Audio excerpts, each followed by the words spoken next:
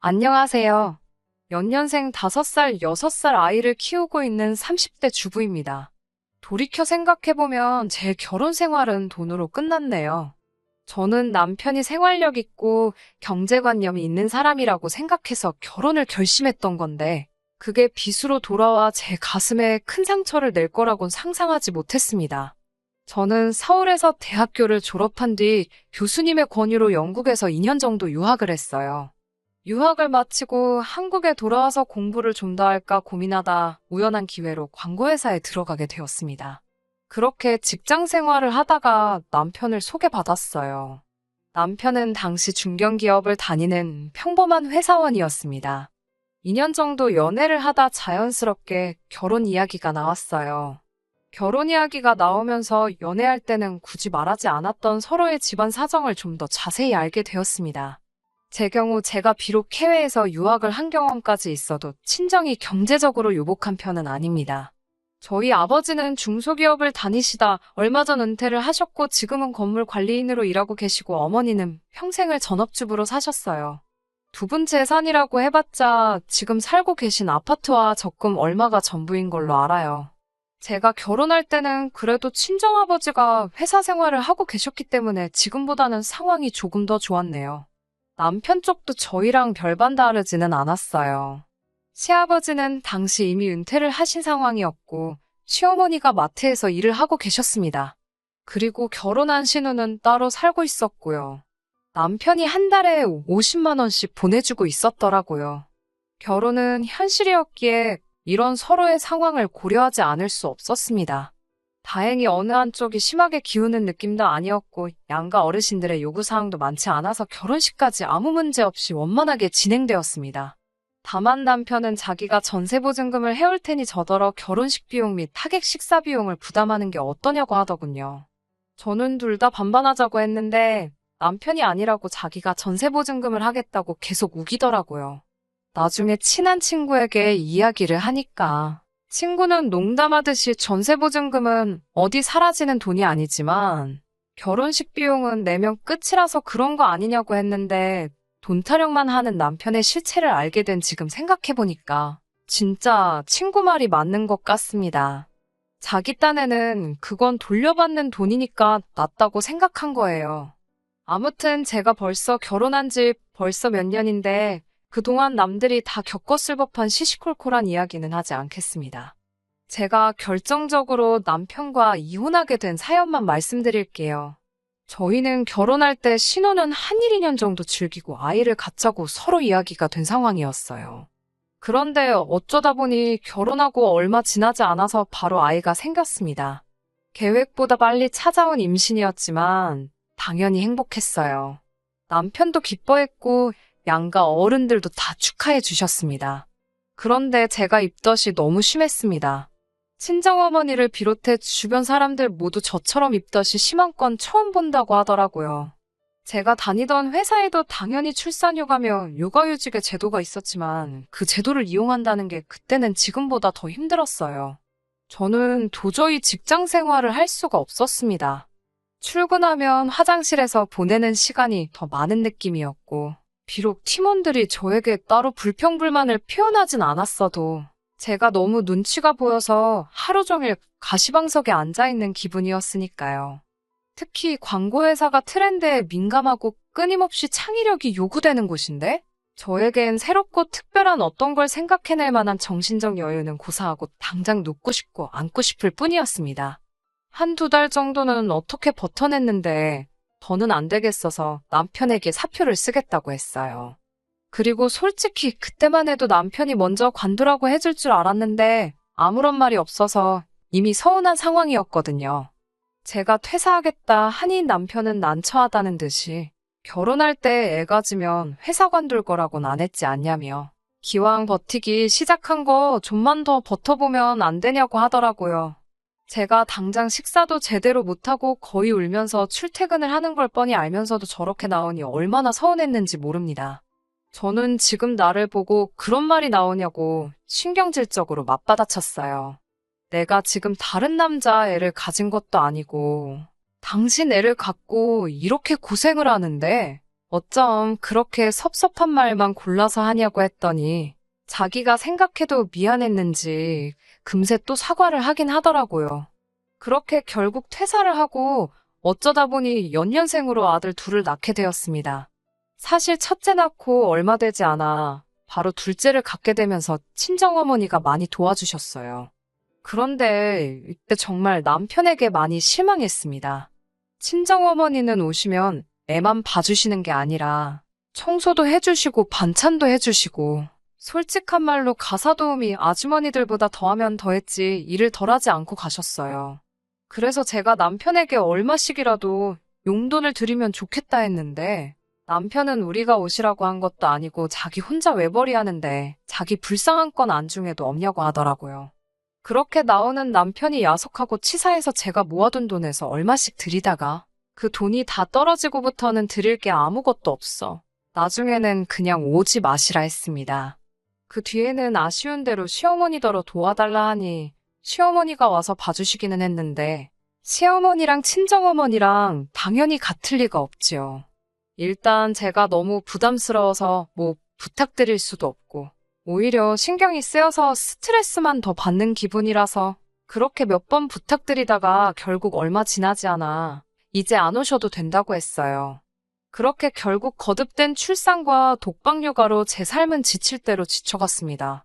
나도 한때는 잘 나가는 커리어 우먼이었는데 어쩌다 이렇게 된 건가 싶었어요.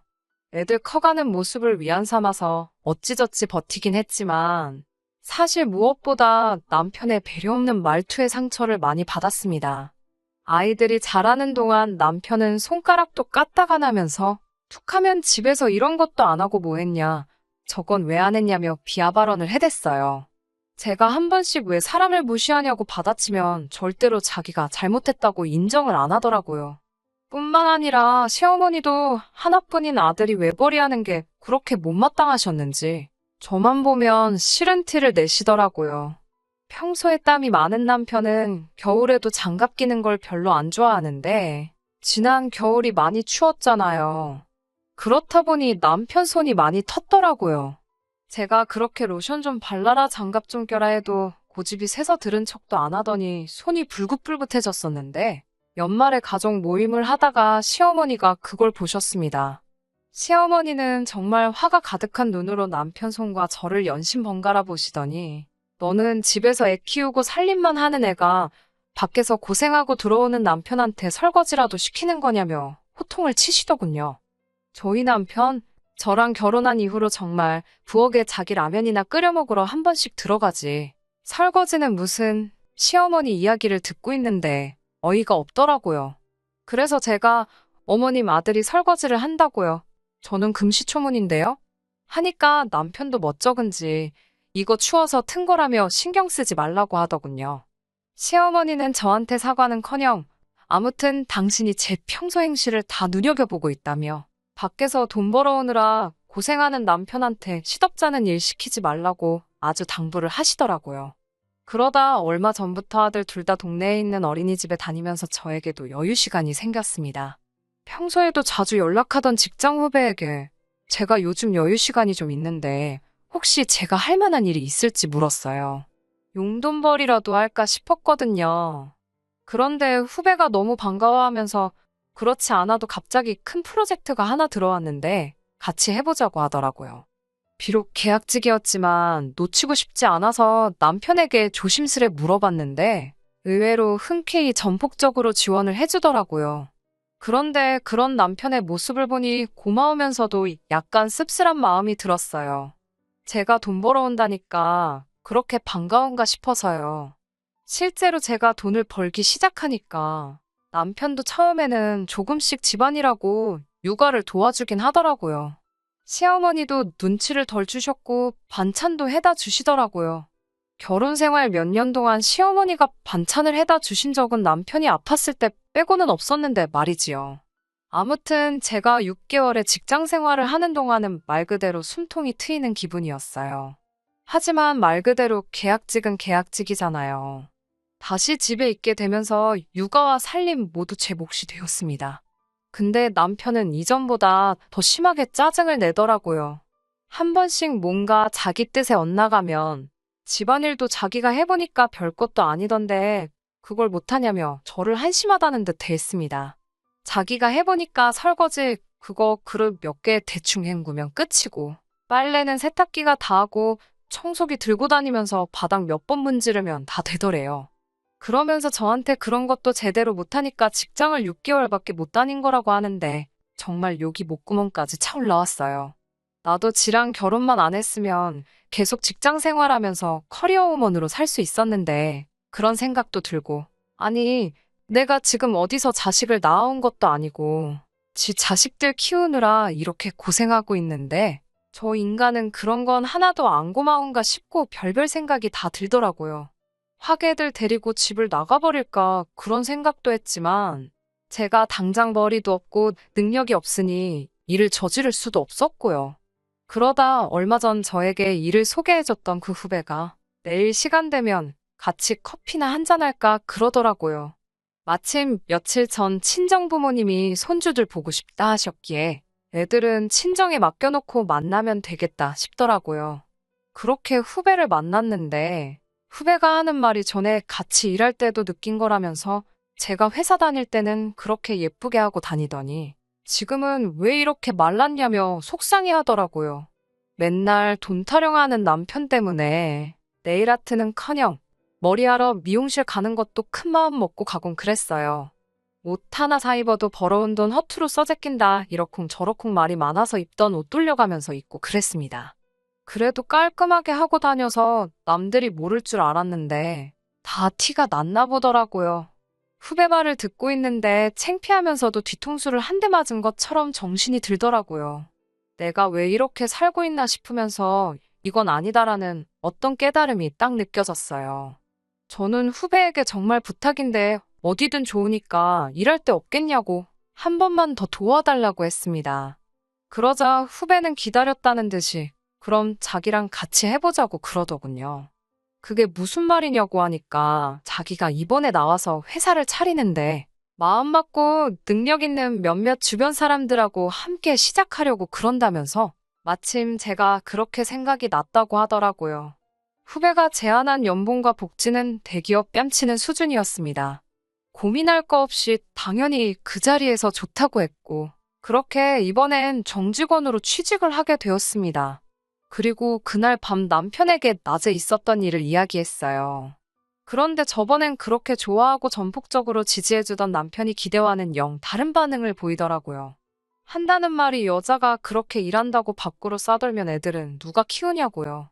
그래서 애들도 이제 제법 커서 금방 유치원 가고 학교 갈 거고 그래도 도움이 필요하면 우리 친정어머니가 도와주실 수도 있다고 하니까 그럼 또 장모님 돈 들이자고 할 거 아니냐고 그래요. 그러면서 할머니가 자기 핏줄 봐주는데 왜 돈을 줘야 하냐면서 자기는 그게 이해가 안 된다고 그러더군요. 저희 친정어머니 한 번도 저한테 돈 이야기 먼저 하신 적 없고 오히려 맨날 물려입는 둘째 안 됐다고 옷 사주시고 애들 간식 사주시고 그러시거든요. 그렇게 본인 돈 쓰셔서 뭐 사오실 때마다 저도 제 선에서 드릴 수 있을 만큼 드렸던 거고요.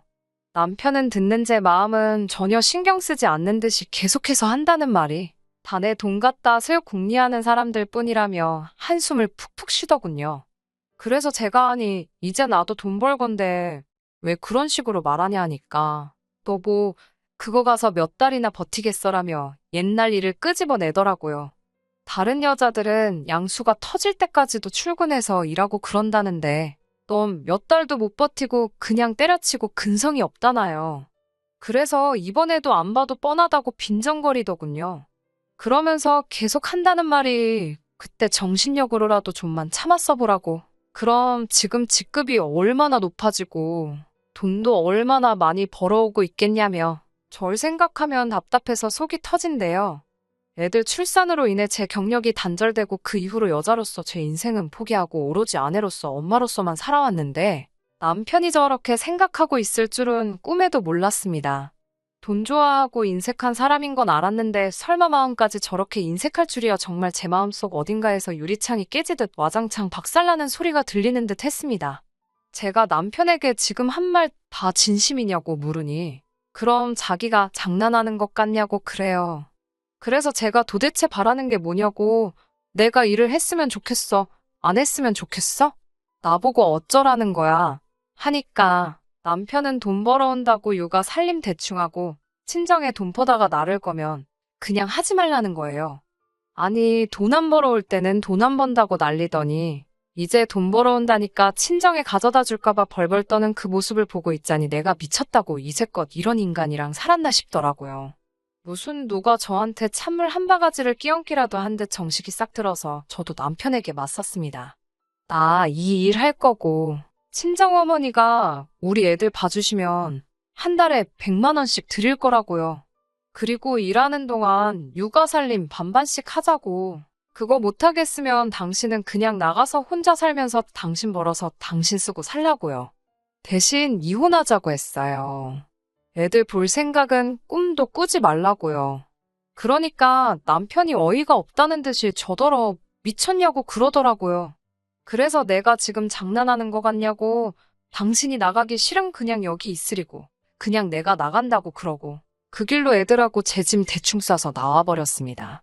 어차피 곧 전세 계약이 만료라서 집도 알아보고 있었는데 이참에 다 정리해버리자 싶더라고요. 그 길로 친정에 와서 버텼습니다. 자식 낳아서 키워보니까 부모님이 어떤 마음으로 절 키워주셨는지 알겠더라고요. 그 마음이 이해가 되니까 더 남편에게 돌아가고 싶지도 않은데 남편은 자기가 다 잘못했다며 그냥 들어오라고 그러면 없던 일로 해주겠다고 그러더군요. 아직도 자기는 아무 잘못 없고 제가 잘못한다고 생각하고 있는 걸 보니 상황이 이 지경이 될 때까지도 정신을 못 차린 거였죠. 다행히 승률 좋은 이혼 전문 변호사를 사서 그런지 남편의 지속적인 언어폭력이 이혼 사유로 인정이 되었습니다. 그래서 많이는 아니지만 위자료도 받고 양육권도 제가 가져왔습니다. 양육권은 순순히 포기하던 남편이 위자료 청구를 받고서는 개거품을 무는데 저런 걸 남편이고 애들 아빠라고 참고 산 세월이 아까워서 죽겠더라고요. 하지만 이제라도 제 인생 멋지고 화려하게 살아보려고 합니다. 친정 부모님도 애들은 걱정하지 말고 제 뜻을 실컷 펼쳐보라고 하시네요. 아이들이 있는 상황에 이혼이라는 결정이 쉬운 것만은 아니었습니다. 하지만 하고 나니 아무것도 아니네요. 오히려 후련하다고 할까요? 잘은 모르겠지만 저와 같은 상황에 처했거나 같은 고민을 하시는 분들이 분명히 있을 거라 생각됩니다. 아이들을 위해, 가족을 위해 자기 한 몸 희생하는 것이 무조건 나쁘다는 말은 아니지만 무조건 참고 사는 것만이 답이 아닐 때도 있다고 생각합니다. 저도 그동안 보지 못했던 제 인생의 새로운 길이 보이는 것 같아요. 다른 사람들을 위해 자신을 포기하는 것 또한 정답이 아니라고 생각합니다. 저도 뒤늦게나마 제 인생에서 가장 현명한 결정을 내린 게 아닐까 하는 생각이 들어요. 다른 분들도 제 사연 들으시고 용기 내주셨으면 하는 마음으로 이렇게 제 이야기는 끝내도록 하겠습니다.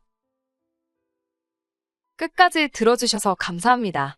오늘의 사연은 여기까지입니다.